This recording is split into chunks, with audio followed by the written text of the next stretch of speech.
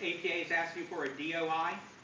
So if you have used Noodlebib, and most of you already have, APA is now asking for this right here, this information.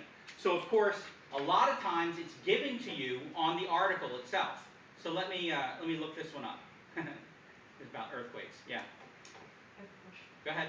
What's the difference between DOI and AN? AN, that just means a session number. That's just like the database itself gives every article a number. Right. But the direct object identifier is something that takes you to the web and gives you to the front page of the article. And that's what everybody is going to end up going to. Every single article, book, chapter, everything that's published in the near future will have assigned to it a direct object identifier so that anyone will be able to find it. Can you show us what to do if it doesn't have a DOI? I'm going to show you that, because that's the biggest question I've gotten this semester. I must have gotten about 10 professors and students calling me about this. So let's look it up, okay? Let's see. This is international play therapy. Actually, let me look that one up. Find out where this is, because I don't know what database had it. Probably PsycInfo. All right. So if I go to Journal Holdings, one of the things that we were doing, I look up this journal, and it's in Psych Articles, okay? So that's one of our databases. One of the things that's great about looking up any of the titles of the journals in this Journal Holdings is it gives you information about the journal. So here it tells you who the publisher is, it tells you it's a journal, but nowhere on here in this particular case does it give us the DOI or the URL for the publisher. Those are the two things they're asking for.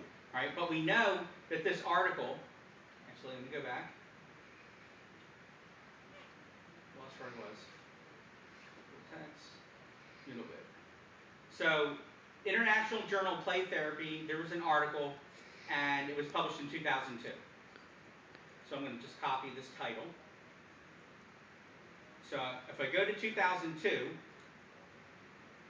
I didn't look up to see which one it was. Try to show one. I'm just going to cheat. Paste in the title.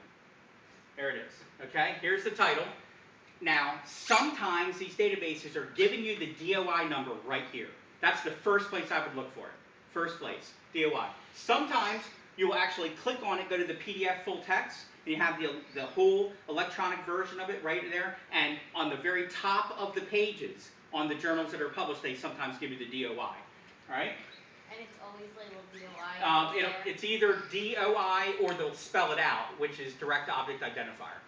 You'll see it, but believe me, you'll be able to notice it because it's this long number. Okay, so I'm going to click on this article, right? Now I'm not going to go to the PDF yet. I'm just going to the abstract. You know what I'm talking about? Just the abstract from the database. Now this is where I would look for it second. I would go scroll down here and look to see if they give it to me anywhere, and there it is. See it? Direct and you probably would never even scroll down there normally, right? But there it is, direct object identifier. That's the number that APA is asking for. Yes? On this page, you can cite the article. Would that be okay, or should you do through Noodlebib? Well, you could cite it yourself if you are really good, you want to use the APA manual or whatever you want to use. No, I mean at the top, where like... You're talking about here. Right here? One of them says like to yes, cite this one right here. Yeah. Cite this article. Here's the problem I've been running in with EBSCO doing this. It's actually not too bad. And in fact, this one looks good. But we just did one last Tuesday night. We were looking it up, and it was showing everything with caps, the entire thing capitalized. And then other times it was just doing initial caps. But APA says it has to be this way, right? Unless it is a proper noun. So in this case right here, this looks really good to me, knowing APA. Yes, this is supposed to be italics. Yes, that's supposed to be italics. That's not. And then there's the DOI. It looks pretty good.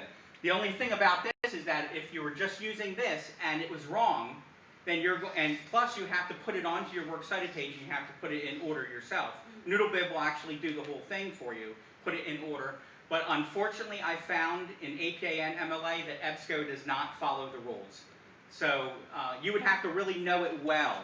And like I help people all the time with this thing. It's like I should get paid like extra money, you know, for all the APA and MLA questions that I get.